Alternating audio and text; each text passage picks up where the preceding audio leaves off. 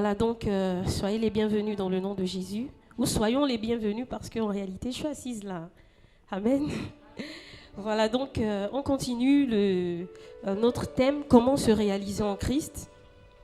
Je rends grâce à Dieu déjà pour les deux premières édifications. Et rapidement, nous allons faire un petit rappel. Alléluia. Voilà. Donc quelqu'un disait une fois, tous les téléphones arrêtés, surtout les Chinois, s'il vous plaît. Merci. Donc nous allons rapidement faire un petit rappel déjà pour ceux qui viennent. Et puis c'est aussi bien parfois de redonner la pensée du Seigneur. Donc nous sommes sur le thème comment se réaliser en Christ. Et pour introduire ce thème, nous avons défini certains mots, notamment c'est quoi se réaliser. Nous avons dit que c'était faire passer l'état d'une pensée à un état concret. Donc cette chaise sur laquelle vous êtes assise, avant qu'elle n'existe, quelqu'un l'a d'abord pensé dans la tête et l'a matérialisé. Donc comment se réaliser en Christ? Tout partait d'abord d'un premier point, c'est que nous avons lu Genèse chapitre 2, et Dieu lui-même a constaté qu'il y avait un chaos, donc le tohu-bohu, avant même de proclamer et de commencer à créer tout ce qui existe, toute la création.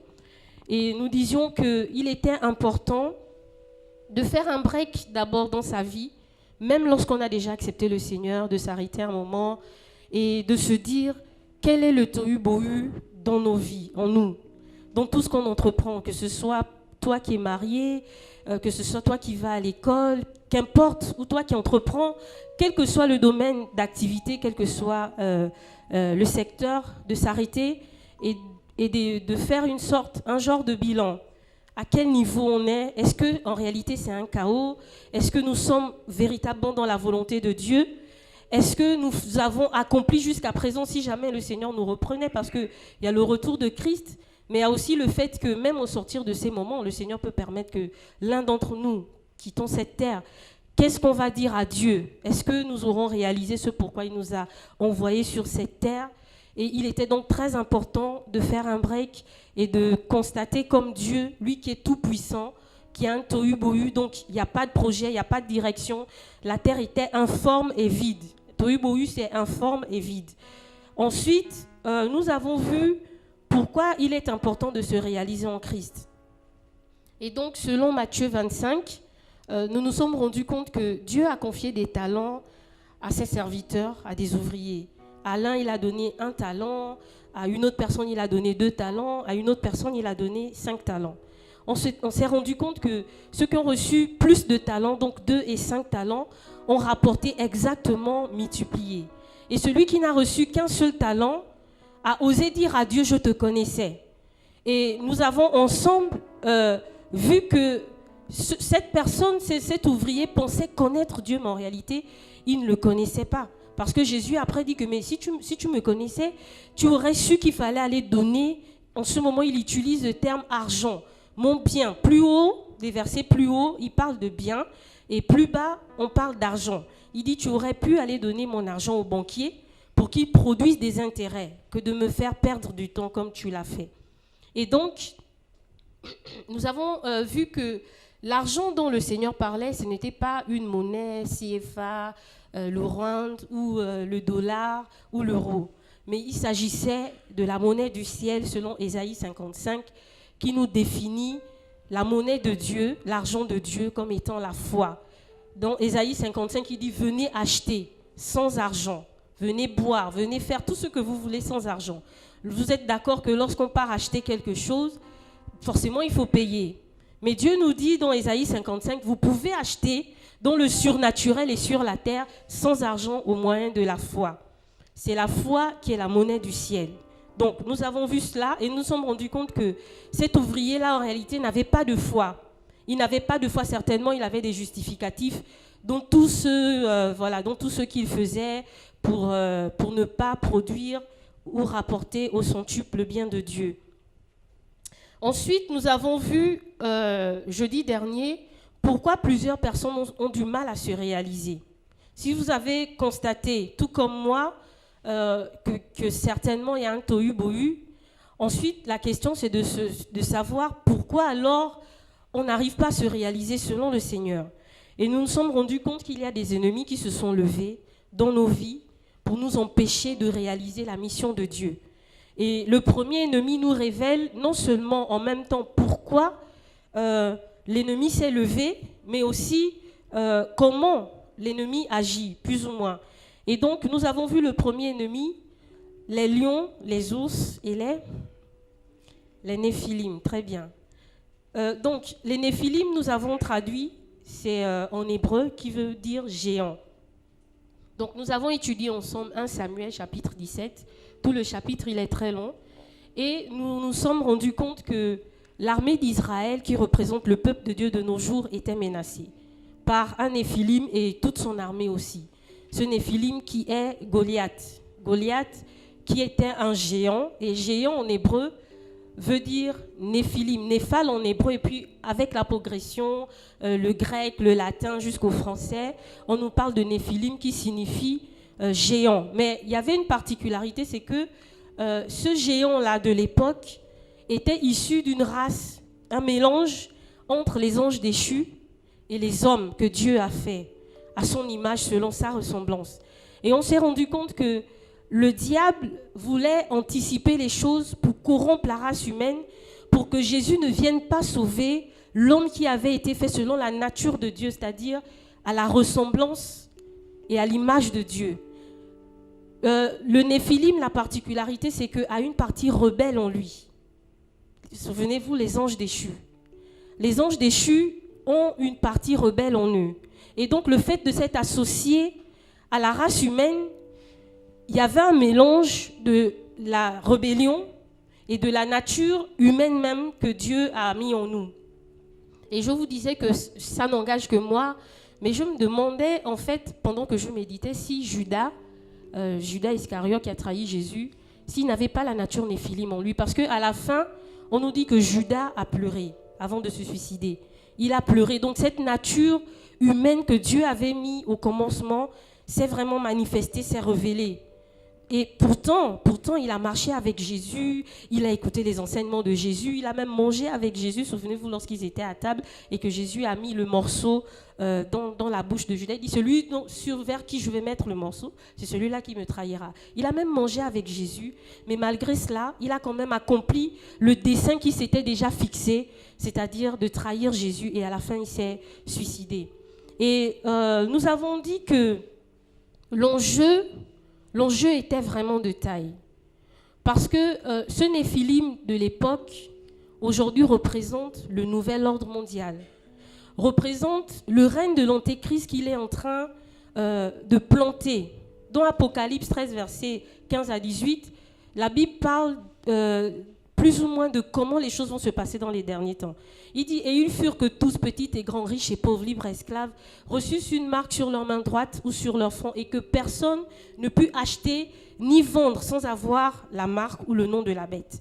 Ensuite, il dit, c'est ici la sagesse, que celui qui a de l'intelligence calcule, car c'est un nombre d'hommes, et son nombre est 666. Actuellement, en Australie, c'est des tests qui sont déjà implémentés. En Australie, ils ont testé une puce électronique d'une taille qui a la taille d'une graine de riz, dont le code est 666.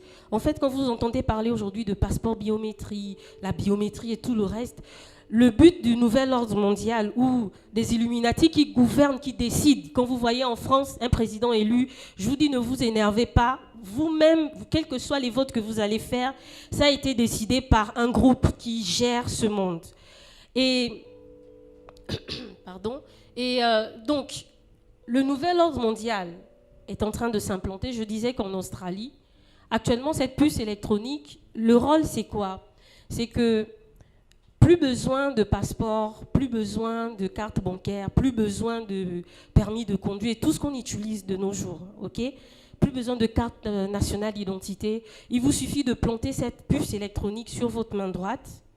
Et quand vous arrivez, quel que soit l'endroit, si c'est dans un guichet, okay, vous mettez juste la main et il y a un code qui se révèle selon votre identité qu'on vous a attribuée. et très facilement vous effectuez vos transactions. Ce sont des choses que nous vivons de nos jours. Mais qui sont faites par qui? Par les Néphilim. Et nous avons vu, selon 1 Samuel, que le Néphilim, Goliath, le géant, avait menacé le peuple d'Israël, qui est le peuple de Dieu aujourd'hui. Il avait menacé, il avait dit, si c'est nous qui gagnons, vous serez nos esclaves. Si c'est vous qui gagnez, alors nous allons être vos esclaves. Et nous nous sommes rendus compte qu'il est important de déployer, de se réaliser en Christ, au risque que le Néphilim, le nouvel ordre mondial, le règne de l'Antéchrist, gagne sur le peuple de Dieu. Jésus vient chercher son église. Cette église sans tache ni ride ni rien de semblable, qui ne serait pas corrompue, qui n'aurait même pas la nature Néphilim en lui. Mais Dieu compte sur chacun de nous ici présents. Et pour tous ces enfants qui le prient en esprit, en vérité, dans le monde. Amen. Jusque-là, c'est bon, le résumé, surtout pour ceux qui n'étaient pas là. Amen. Et donc, ça, c'était l'enjeu de se réaliser. Ce n'est pas une affaire de dire que, de toute façon, que je fasse ou que je ne fasse pas, non. Jésus a traité le serviteur inutile. Il a dit méchant et paresseux. Et quand on avait vu la définition de méchant, nous nous sommes rendus compte que c'est quelqu'un qui fait du mal à une personne de façon délibérée. C'est la définition dans le dictionnaire, hein, c'est pas moi. Donc Jésus va nous traiter, si jamais on ne déploie pas notre potentiel, de méchant. On lui a fait du mal. Amen. Donc l'enjeu est vraiment de taille. Dieu a mal quand il voit toute cette perversion. Aujourd'hui, l'homosexualité qui est franchement, qui est légalisée, mais vraiment de façon ouverte au niveau de la France et dans certains pays. On enregistre plus de 17 pays dans le monde entier actuellement qui sont en train de légaliser. Je vous dis, c'est en train de venir jusqu'en Afrique. Ça va peut-être tarder, mais ce sont les plans, c'est un plan d'action du nouvel ordre mondial. Et Dieu compte sur chacun de nous pour se révéler comme un David, pour aller terrasser le Néphilim, pour terrasser les œuvres des ténèbres qui sont en train de prendre de plus en plus de place.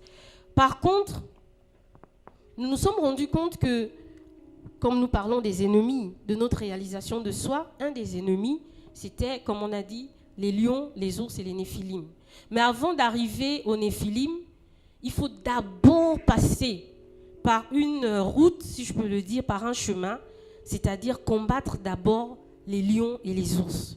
Mais comment on les combat en ayant un père? On s'est rendu compte que David paissait, c'est ça non? Je crois. Voilà, David paissait le troupeau de son père. Dans un champ désert qui signifie, vous savez, des fois, quand on a un père, il n'est pas forcément gentil tout le temps. Voilà, des fois, il est dur, des fois, il est... Mais c'est notre père, amen. Donc, il peut s'agir d'un père biologique, il peut s'agir d'un patron au travail, il peut s'agir de notre berger, de notre pasteur. Amen. Et donc, on s'est rendu compte que David était au service de son père et vraiment de façon humble, il gérait le troupeau de son père. Il n'était en plus pas le seul fils, mais c'est lui qui avait la charge de gérer le troupeau de son père. Et donc, les questions qui ont été posées la dernière fois, c'était de savoir, est-ce que tu as un père? Parce que, absolument, tu dois tuer, sinon tu dois vaincre le Néphilim pour qu'il ne remporte pas sur le peuple de Dieu. Sinon, tu vas rendre des comptes à Dieu. Amen. Maintenant, la question qu'on s'est posée, c'est que pour arriver à ce niveau, est-ce que tu as un père d'abord? Parce qu'on n'arrive pas chez le Néphilim n'importe comment. Il faut que tu aies un père. Il faut que tu aies fait tes preuves auprès de ce père. Tes preuves, c'est ton engagement pour le cas de l'Église, dans l'Assemblée, jusqu'à quel niveau tu t'investis, jusqu'à quel niveau tu te saignes. Quand je suis allée plus loin dans la méditation, j'ai essayé de voir le rôle d'un berger et des brebis. Je me suis rendu compte que des fois, la brebis peut se blesser. Il faut apprendre à soigner la plaie de la brebis. Jésus lui-même a dit que si sur 100 brebis, une seule s'égare, on laisse les 99, on va d'abord chercher la seule brebis qui s'est égarée. Et tout ce travail-là, toute cette mentalité se manifeste lorsqu'on accepte de passer par un chemin, c'est-à-dire d'avoir un père et de définir, sinon d'identifier, quel est le troupeau de notre père.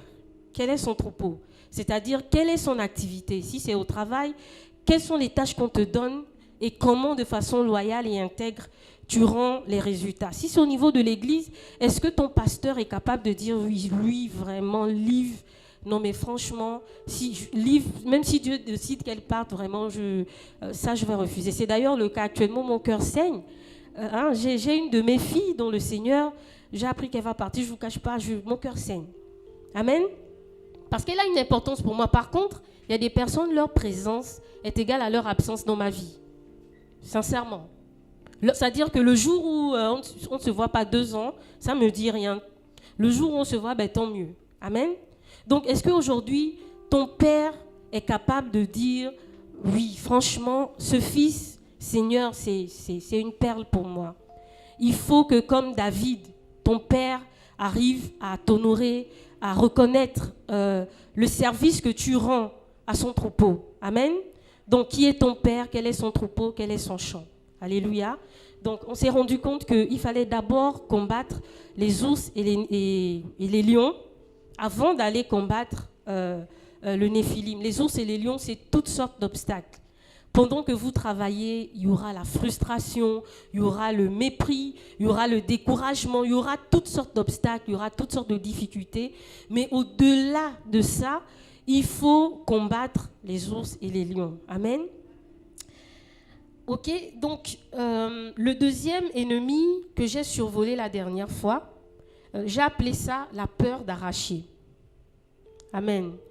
Une chose que j'ai constatée en lisant le passage de 1 Samuel, c'est que quand David paissait le troupeau de son père, il n'était pas tranquille. Les lions et les ours venaient l'embêter. Et ils allaient plus loin. Ils venaient même arracher le bien de son père. Amen. Le bien de son père représente aussi les projets que Dieu a mis en chacun de nous. Pour d'autres, c'est un magasin qui est fermé aujourd'hui. Le diable l'a arraché. Mais la particularité, c'est que ce n'est pas ton propre bien à toi, c'est le bien de ton père. Le diable a la capacité, certes, d'arracher, mais il n'a pas la capacité de détruire le bien qui a été donné par Dieu. Parce que le potentiel, la Bible dit que Dieu lui-même, sa définition, c'est qu'il est tout potentiel. Amen. Donc, il peut arracher, mais il n'a pas la capacité de détruire.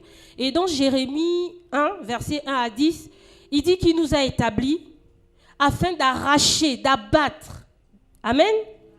Et un des ennemis aussi, c'est la peur d'arracher. Certes, les ours et les lions qui ne sont pas n'importe qui ont arraché. Pour d'autres, c'est le mariage. Pour d'autres, ce sont les études. Amen. Pour d'autres, ce sont les projets. Le diable a touché, c'est vrai, il a arraché. Mais comment tu te comportes dans cette phase-là? Est-ce que tu décides de laisser la brebis, de laisser le bien, le potentiel de Dieu entre les mains de Satan, ou tu décides de te lever et d'arracher? Parce que Dieu nous a donné le pouvoir par Jésus, n'est-ce pas, de marcher sur les scorpions et les serpents, et il dit sur toute la puissance de l'ennemi, et il dit rien ne pourra nous nuire. Amen. Donc, un deuxième ennemi, c'est la peur d'arracher. Il faut qu'on se lève, il faut qu'on soit conscient que ce n'est même pas notre bien à nous, en fait. Parce qu'après, nous allons rendre des comptes à Dieu. Amen. S'il nous donne la précision que sur 100 brebis, qu'une seule s'égare, il laisse d'abord les 99 parce qu'il y a un gros risque en plus. Hein.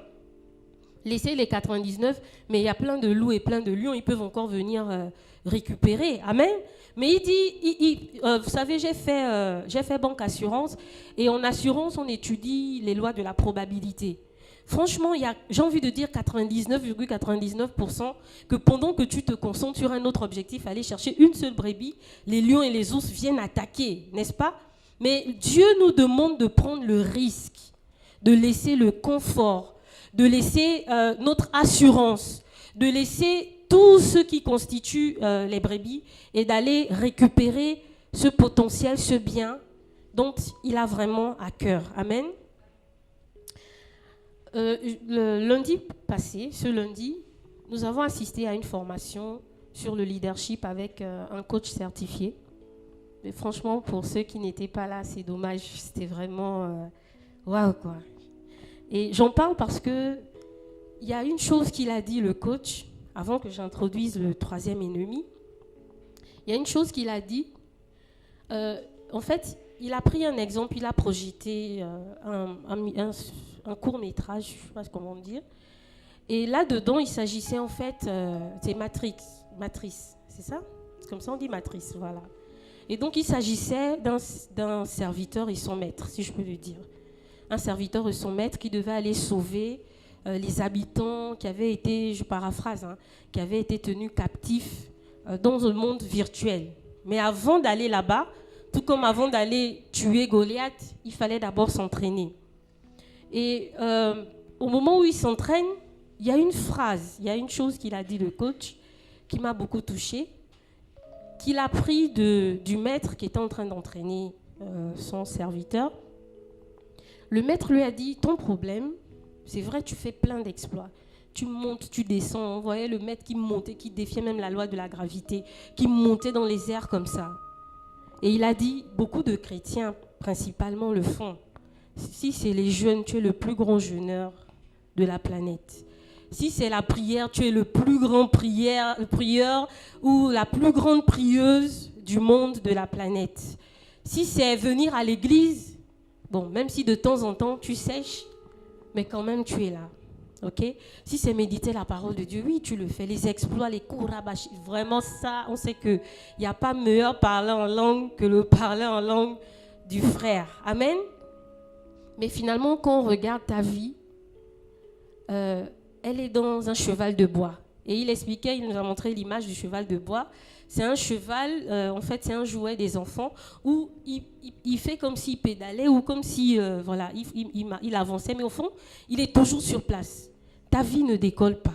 Malgré tous tes exploits dans la maison du Seigneur, ta vie ne décolle pas. Et du coup, il expliquait qu'à la fin, les gens sont frustrés.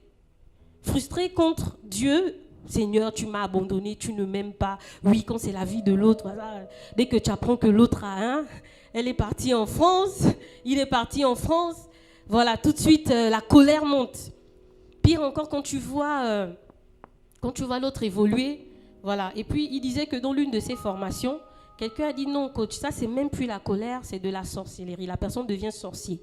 Je n'ai pas réussi ou je ne réussis pas, ben, je vais tout faire aussi pour que l'autre ne réussisse pas. Amen.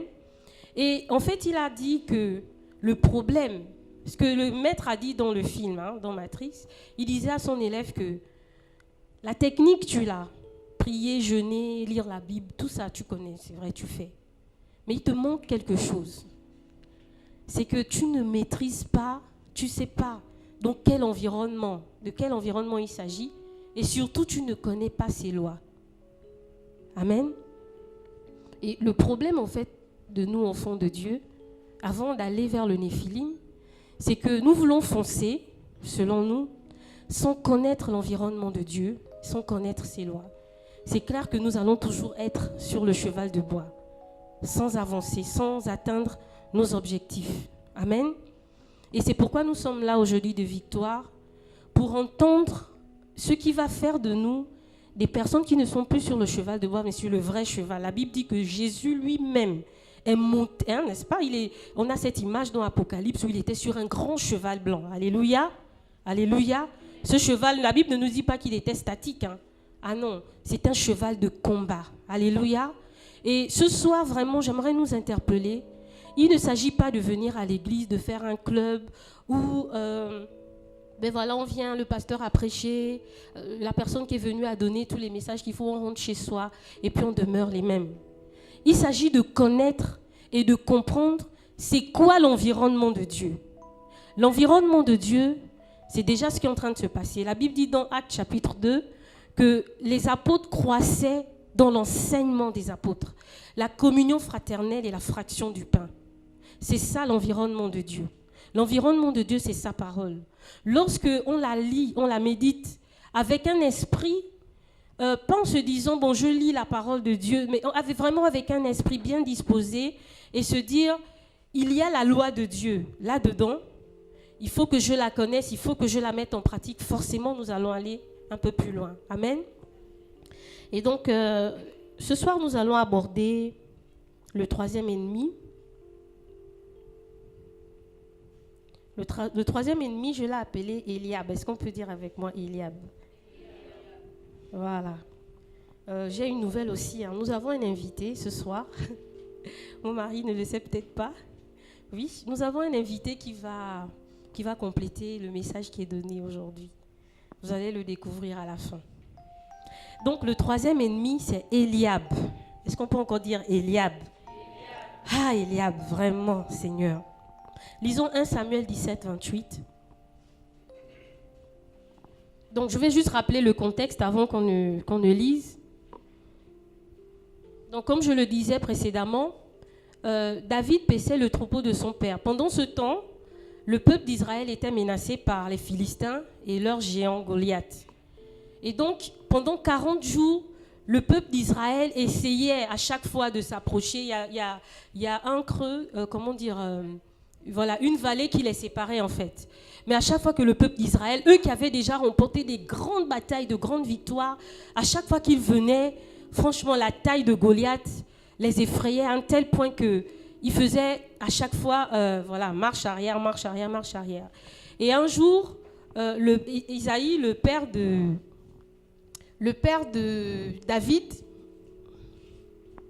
donc un jour, Isaïe, le père de David, on voit David avec les fromages et du pain. Il dit, bon écoute, tes frères sont là-bas, peut-être qu'ils meurent de faim, depuis ils ne mangent pas, faut apporter du pain et des fromages. Donc David exécute, voilà encore un serviteur, un fils, un vrai fils, qui ne cherche pas à se justifier. Il n'a pas dit à son père, oh non, moi je suis trop fatigué, hein. Tout le temps que je suis en train de paître les brebis là, franchement papa, c'est fort, c'est trop. Non, il a obéi, il a pris à manger, il a apporté à ses frères. Et donc quand ils arrivent, ils étaient à 8, et il y a 3 principalement qui avaient été envoyés en guerre. Donc quand il arrive, il voit qu'il y a un événement, un mouvement qui se passe, il ne comprend pas, il n'était pas informé. Et donc quand il arrive, il demande, mais en fait, qu'est-ce qui se passe? Donc il essaie de se renseigner. On lui dit, il y a un Philistin, le peuple d'Israël, avec un géant qui a décidé d'exterminer le peuple d'Israël. Il dit, ah bon? Donc il vient chez toi, Patrick, qu'est-ce qui se passe?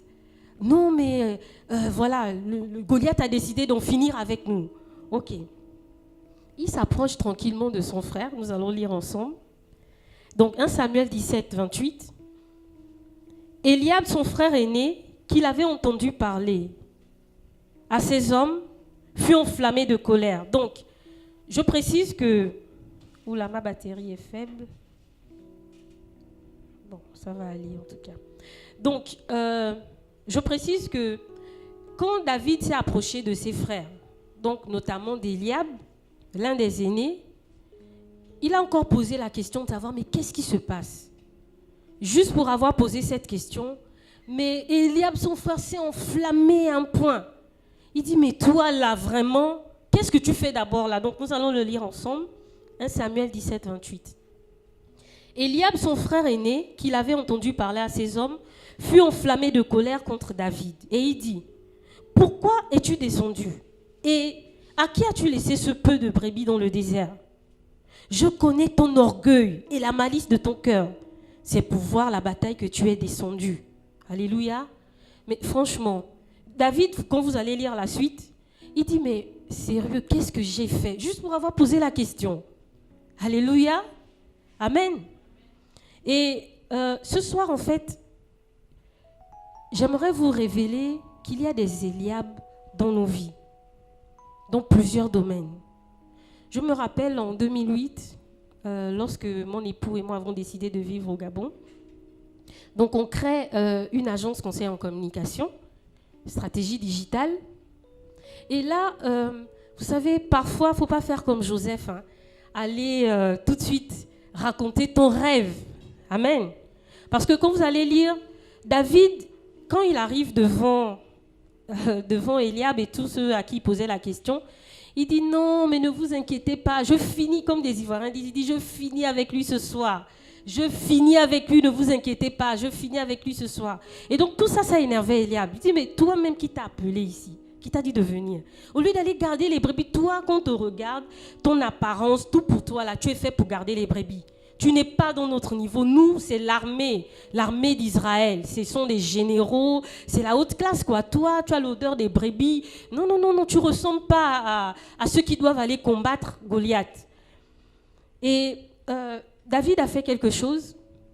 Simplement, il s'est détourné. Il est encore allé. Ce qui motivait David, il faut préciser, quand il a entendu qu'il y avait une récompense, il devait avoir la femme, il devait avoir tellement de privilèges. À chaque fois, il partait dire, dis-moi, qu'est-ce qui se passe? Donc, si on tue David, si on tue Goliath, qu'est-ce qui va se passer? Et à chaque fois, on lui disait, si tu tues Goliath, voilà, tu auras la plus belle femme, Saül va te donner, vraiment, il va te nourrir, il va t'élever. Et je disais qu'en 2008, quand je décide de créer l'entreprise avec mon mari, j'étais tellement enthousiasmée que j'allais vers les personnes que j'estimais être des grands frères, voilà, des personnes qui m'étaient chères. Donc j'allais dire, oui, voilà, on est en train de créer notre entreprise, nous sommes même à tel niveau. Et là, qu'est-ce que j'ai pas entendu? Une fois, une personne envers qui j'avais mais tellement d'estime, elle m'a dit, franchement, tu es en train de perdre ton temps là. Les sites internet, tout le monde fait les sites internet.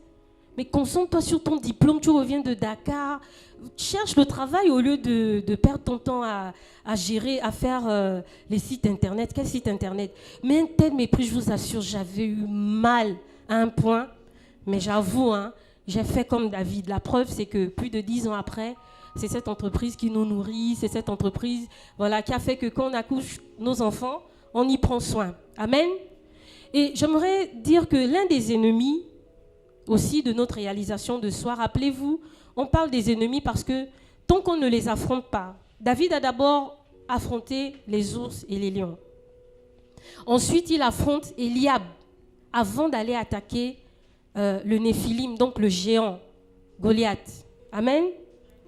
Donc pour comprendre que c'est une nécessité, sinon j'ai envie de dire, c'est une obligation de rencontrer tous ces ennemis si nous voulons atteindre la royauté qui se cache derrière la chute de Goliath.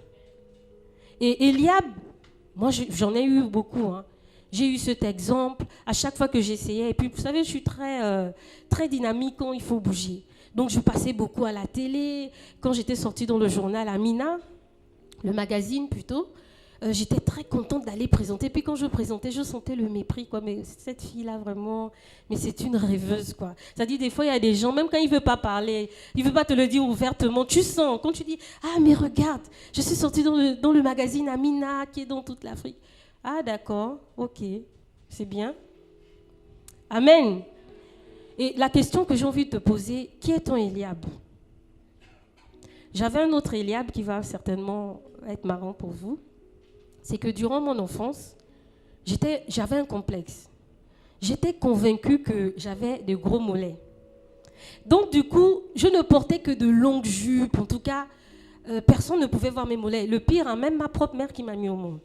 Au point que mes sœurs, un jour, elles m'ont confessé que plus tard, quand on était maintenant grand, elles me confessent que tellement je ne voulais pas m'habiller. Vous savez, des fois, les jeunes filles, ça s'habille entre elles, hein. On peut se changer. Moi, c'était impossible. Il y a des parties de mon corps, il ne fallait pas voir. Là, c'était grave. Au point qu'un jour, elles ont eu peur. Elles se sont dit avec ma mère que, mais qu'est-ce que Christine nous cache là-bas? Et donc, un soir, il paraît qu'elles sont venues, elles m'ont inspectée et elles se sont rendues compte qu'il n'y avait rien. Amen. Et donc, un jour, je suis avec une de mes sœurs, même père que j'ai découvert des années plus tard. Donc, on est chez mon cher papa que vous voyez ici tout le temps, qui m'avait hébergé pendant un temps. Et pendant qu'on est chez lui, on est dans la chambre. Ce jour-là, j'oublie complètement qu'on ne doit pas voir mes mollets. Donc je me change et puis elle est là à côté. C'est après que je me rends, ah là là, mais elle est là. Et puis elle me fait, waouh, Christine, mais tu as de beaux mollets. Je dis, quoi? Celle-là, elle se moque de moi. J'ai dit, mais c'est pas possible. J'ai dit, Patricia, tu sais, il vaut mieux arrêter. C'est très sensible à ce que tu es en train de toucher là. Et puis elle me dit, sincèrement, Christine, depuis mon enfance, j'ai toujours rêvé avoir de gros mollets. Alléluia. C'était mon Eliab. Vous savez, il y a même des couples, moi j'en connais, il y a des couples, la femme ou le mari ne voit pas les mollets de son mari ou de sa femme. C'est sérieux. Non, c'est sérieux. Toujours il cache. C'est un Eliab. C'est un complexe qui représente un Eliab, qui parle à notre estime de soi, qui parle à nos cœurs, qui parle à nos pensées. C'est un Eliab. Et je vous assure, à partir de ce jour, c'était une délivrance pour moi, quoi.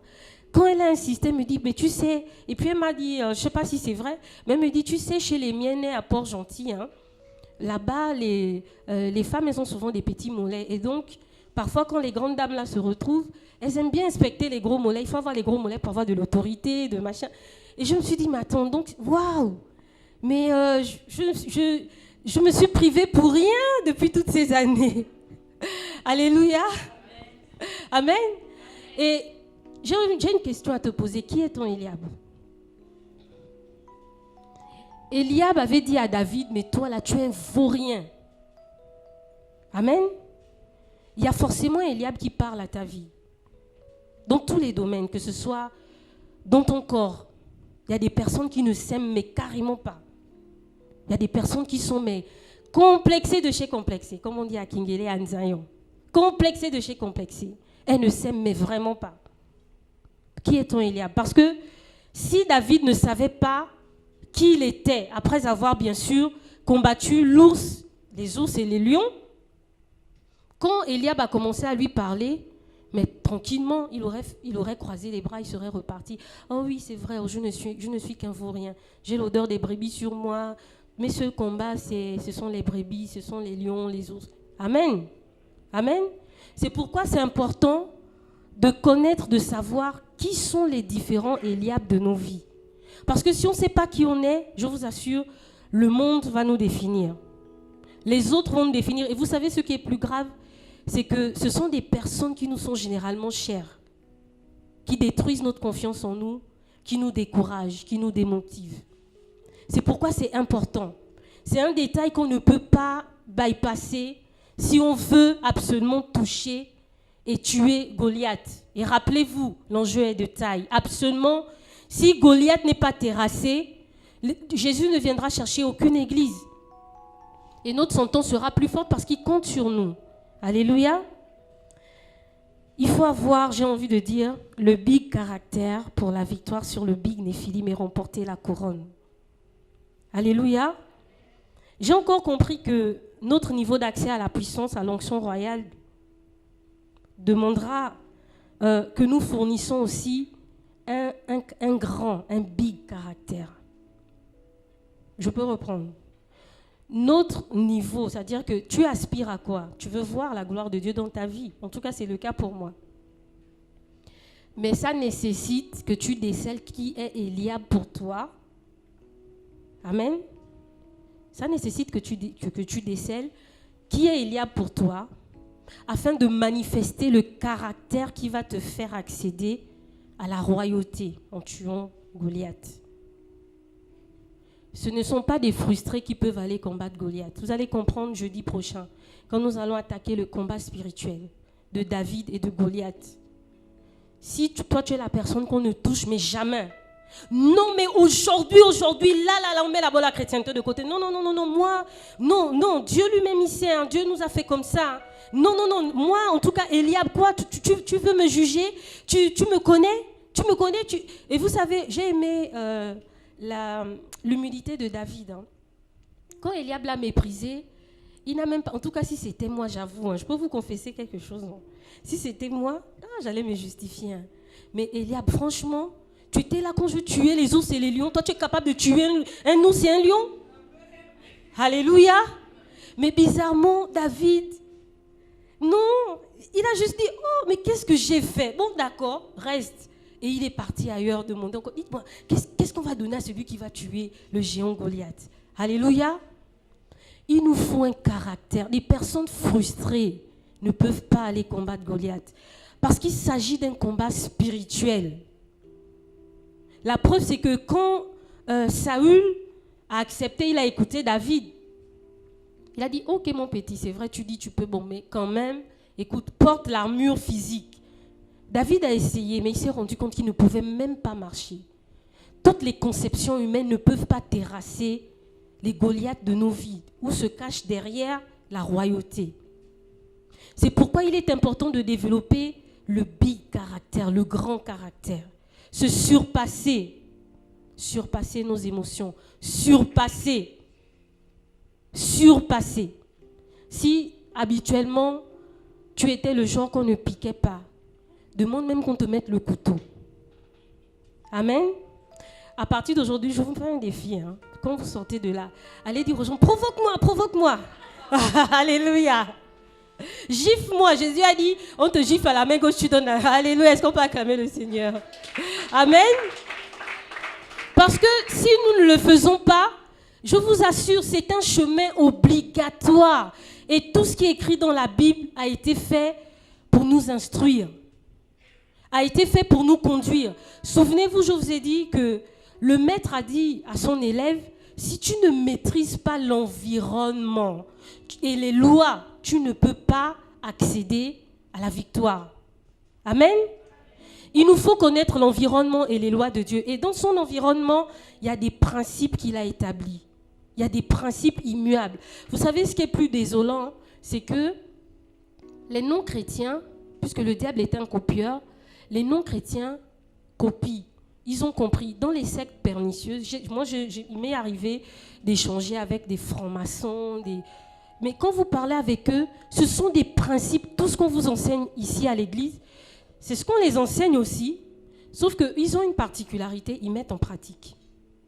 Quand on va leur parler de la loi du sacrifice, tue ton fils, tue ta mère, voilà, dors au sol pendant 21 jours, il va le faire. Je vous assure, ne mange pas pendant 10 jours, il va le faire. Pourquoi? Parce qu'il a compris qu'il est dans un environnement où il y a des lois et il doit appliquer ces lois. Amen. Donc nous voulons accéder à la royauté, il faut absolument affronter Eliab. Mais pas seulement l'affronter, et puis c'est Eliab qui gagne sur toi. Il faut l'affronter avec un caractère. Alléluia. Est-ce que tu peux dire à partir d'aujourd'hui, Eliab, tu n'as plus de pouvoir sur moi? Alléluia. Est-ce qu'on peut le dire à partir d'aujourd'hui, Eliab, tu n'as plus de pouvoir sur moi? Alléluia. Et je vous assure, faites un exercice. Commencez à prendre un bic et une feuille. Écrivez qui sont les différents Eliab. Est-ce que, tout comme moi, c'était des gros mollets que je pensais avoir? Aujourd'hui, je suis fière. Hein. Je vous assure, je suis très fière de mes mollets. Hein. Qu'importe comment vous les voyez, moi, en tout cas, j'ai des très beaux mollets. Amen. Et je suis sérieuse. La preuve, c'est que devant vous... Non, pour certains, ça peut être banal. Hein. Mais je vous assure, pendant mon enfance, ma famille est là. Hein. On ne pouvait pas les voir. Aujourd'hui, j'ai compris que Eliab est un menteur. La preuve, c'est qu'il ne savait même pas que David remportait déjà les victoires sur les ours et les lions. Ce que lui qui se pensait général d'armée n'était même pas capable de faire. Alléluia. Qui est ton Eliab? Est-ce que c'est au travail où on te méprise? Est-ce que c'est dans la famille où on se dit, écoute, toi, tu n'as que l'odeur des brebis? Est-ce que c'est une partie de ton corps? Qui est ton Eliab? Parce que tant que tu ne surmontes pas ça, faut pas aller, je vous ai raconté l'histoire de Mangana la dernière fois, faut pas aller te mettre devant Goliath, et c'est l'histoire de Mangana, tu dis, hé, Nessier, pardon, non, je me suis trompée. Amen. Amen.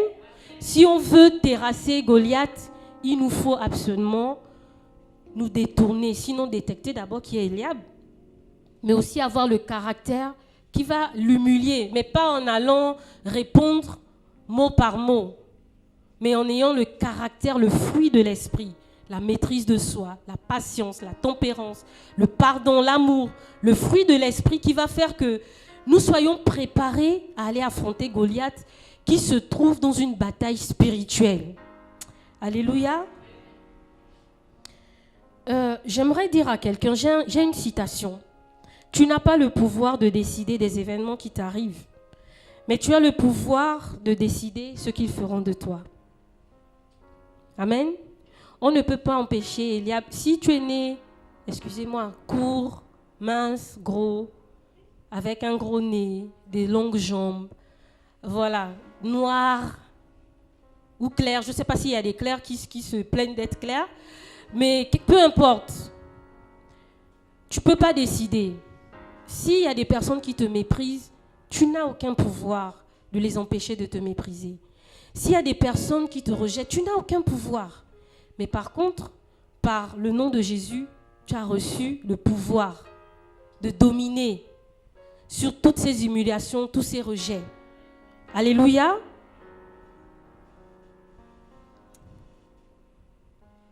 Alors, je vous ai parlé d'un invité tout à l'heure. Je vais à la fin de mon message. J'aimerais vous présenter une personne qui m'a beaucoup touchée, franchement.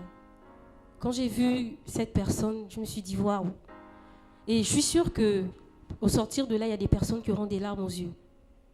Parce que parfois, on se plaint. Vous savez, quand j'étais plus jeune, mon mari se moque de moi des fois. Quand il voit les photos, je rêvais d'être Miss. N'est-ce pas? Je rêvais d'être Miss. Et le pire dans tout ça, c'est que j'ai jamais été mince comme Oura ou Jenny. J'ai toujours été pleine. Mais je rêvais d'être Miss. Et je rêvais tellement d'être Miss que j'étais allée voir un monsieur dans une agence de mannequinat. Et j'ai dit, moi, je veux défiler. Et je me rappelle la première fois, il m'a dit, mais tu n'as pas la taille. J'ai dit, non, mais c'est pas grave. Il y a des, comment on appelle ça, des égéries. Vous voyez, il y a souvent des mannequins, un peu comme Eva Longoria. Elle n'a pas la taille, mais elle représente la marque L'Oréal. Et puis il m'a dit, bon, ouais, pourquoi pas. Peut-être qu'il a eu tellement pitié. Donc quand mon mari voit les photos, là, il se moque de moi. Il dit, mais vraiment, le monsieur là n'était pas gentil, quoi. Vous me voyez en train de défiler, papa. Alléluia. Et aujourd'hui, donc à un moment donné, je me disais, c'était un Eliab aussi, hein. Et je me disais, mais Seigneur, pourquoi tu ne m'as pas donné la bonne taille, hein, la bonne forme pour que je sois Miss? Mais heureusement, peut-être que si j'avais toute la beauté là, hein, peut-être que je serais comme ces femmes droguées là. Hein. Vous savez, c'est un mauvais monde, hein, je vous assure. Amen. Et aujourd'hui, j'ai compris que parfois, nous avons l'essentiel en nous, mais nous cherchons tellement plus que nous nous détournons du but de Dieu dans notre vie. Quand je vais vous présenter cette personne, je vous assure, ça m'étonnerait qu'une personne ne fasse pas couler des larmes. Et j'espère qu'au travers de cette histoire, quelqu'un va prendre la résolution de ne plus jamais laisser Eliab parler à son cœur. Qu'est-ce qui rend une personne extraordinaire? Leur capacité? Leur talent? Ou simplement leur sourire? Quand j'ai rencontré Nick Vujicic pour la première fois, j'ai su que je venais de rencontrer quelqu'un d'extraordinaire. Dès l'instant où il a commencé à partager avec moi sa merveilleuse histoire, j'ai pu voir comment Dieu utilisait un homme sans bras ni jambes pour être ses mains et ses pieds. Mon père disait qu'il était à côté de ma mère lorsque j'étais en train de naître, et il a vu mon épaule sortir. Il a pâli. Il espérait que ma mère n'avait pas vu parce qu'il a remarqué que je n'avais pas de bras droit. Il a dû quitter la pièce. Il ne pouvait croire ce qu'il avait vu. Le docteur est arrivé et mon père lui a dit « Mon fils, il n'a pas de bras droit. » Et le docteur a répondu « Non, il n'a pas de bras du tout, ni de jambes. » Mon père n'en croyait pas ses oreilles. À l'église, tous étaient dans le deuil disant « Pourquoi Dieu a permis que quelqu'un naisse ainsi ?» Au début, ma mère ne voulait même pas me porter, ni m'allaiter. Elle s'est sentie très mal à l'aise les premiers mois, et il a fallu à mes parents beaucoup de temps pour faire de nouveau confiance à Dieu, pour savoir qu'il n'avait pas commis une erreur, qu'il ne nous avait pas oubliés.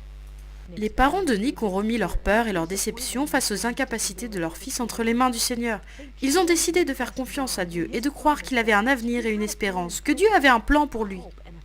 Mais alors que les années ont passé, Nick a fait face à de nombreux défis. Il avait du mal à faire confiance à un Dieu qui, selon lui avait donné moins qu'aux autres.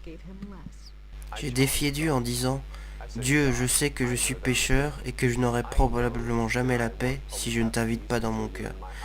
Mais je ne t'y inviterai pas tant que tu n'auras pas répondu à ma question. Pourquoi as-tu pris mes bras et mes jambes? Pourquoi ne m'as-tu pas donné tout ce que les autres ont? Et j'ai dit, Dieu, tant que tu ne m'auras pas répondu, je ne te servirai pas. Alors j'ai voulu tout arrêter. Si Dieu n'abrégeait pas mes souffrances, alors j'allais le faire moi-même. C'est ainsi qu'à l'âge de 8 ans, j'ai tenté de me noyer dans mon bain. J'ai dit à mes parents, je veux juste me relaxer un peu, pouvez-vous me mettre dans le bain? Je me suis retourné à deux reprises pour voir si j'allais aller jusqu'au bout. N'y suis pas arrivé. La pensée qui m'a empêché de le faire, c'était l'amour que j'avais pour mes parents. Je les aime tellement. Tout ce qu'ils ont fait, c'est de m'aimer. Et j'ai pensé aux conséquences qu'aurait eu ma mort. J'ai imaginé mes funérailles. Je voyais que tout ce que ça apporterait serait un sentiment de culpabilité sur mes parents qui n'auraient rien pu faire de plus. Ce serait la dernière fois que Nick penserait au suicide, mais ce ne serait pas la dernière fois qu'il devrait faire face aux difficultés qui l'ont poussé à avoir l'envie d'en finir avec ses souffrances. Un jour, la mère de Nick lui a fait lire un article sur un homme très sévèrement handicapé, et l'histoire de cet homme a eu un très grand impact sur la vie de Nick. J'avais le choix, être en colère contre Dieu pour toutes les choses que je n'avais pas, ou bien être reconnaissant pour celles que j'avais. Ma mère m'a dit, Nick, Dieu va t'utiliser, je ne sais pas où ni comment, mais il va le faire.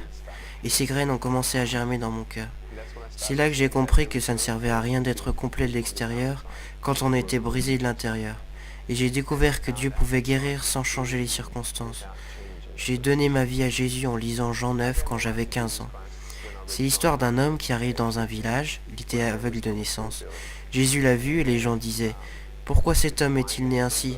Jésus a répondu, « C'est afin que les œuvres de Dieu soient manifestées en lui. » Et dans 2 Timothée 3,16, il est écrit que toute écriture est inspirée de Dieu. Et je crois que c'est Dieu qui m'a insufflé la vie et la foi. Cette foi est venue sur moi, cette paix est venue sur moi, et j'ai senti que Dieu avait répondu à ma question. Quelle était la question et quelle était la réponse ? La question était pourquoi ? Pourquoi m'as-tu créé ainsi ? Et la réponse a été, me fais-tu confiance ? Voilà la question. Et quand on répond oui à cette question, rien d'autre n'est important. Mais pour vous en particulier, qu'est-ce qui vous a fait dire « Seigneur, je vais faire confiance à ta parole car elle a la vérité. Je vais te faire confiance même si je ne sais pas ce que tu me réserves pour demain. » Parce que je n'ai rien trouvé d'autre. Rien d'autre ne pouvait me donner la paix. Je savais que des jambes et des bras seuls ne pouvaient me donner la paix. Je savais que je connaissais la vérité. Qui j'étais, pourquoi j'étais là, où je vais, où je ne vais pas. Et je n'ai pas trouvé cette vérité ailleurs qu'en Jésus-Christ. Et c'est en Jésus-Christ que Nick a puisé la force pour faire ce que beaucoup pensaient impossible. C'est dur d'être fort quand des gens vous disent constamment « Tu n'es pas assez bien, va-t'en, on ne veut rien avoir à faire avec toi. Nick, tu n'es personne, Nick, tu ne peux pas faire ceci ou cela, Nick. » Dans la vie, si tu ne sais pas la vérité, tu ne peux pas être libre. Parce que tu crois que les mensonges sont la vérité. Mais on réalise qui nous sommes en vérité en lisant la parole de Dieu. Je ne suis pas un homme sans bras ni jambes, je suis un enfant de Dieu. Je suis pardonné mes péchés, je suis ambassadeur du roi des rois, du Seigneur des seigneurs. Je ne suis rien d'autre qu'un serviteur du Dieu très haut. Ça n'a rien à voir avec Nick, ni les capacités de Nick à devenir un conquérant.